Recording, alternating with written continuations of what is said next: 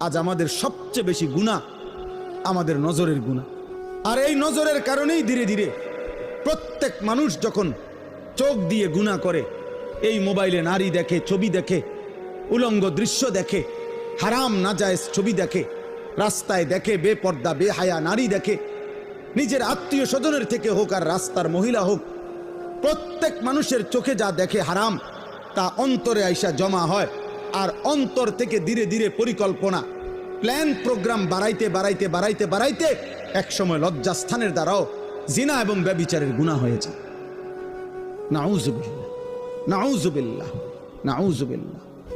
আজকে ছেলেরা, তোমাদের চেহারা দেখলে বোঝা যায় বাপ, মাত্র বয়স 18 বছর, চেহারার মধ্যে রসকস নাই।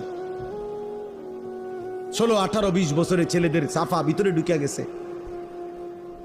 তোমাদের চুল দেখলে বোঝা যায়, তোমাদের চেহারার বিমর্ষ ভাব দেখলে বোঝা যায় গুনাহ করতে করতে তোমরা ক্লান্ত।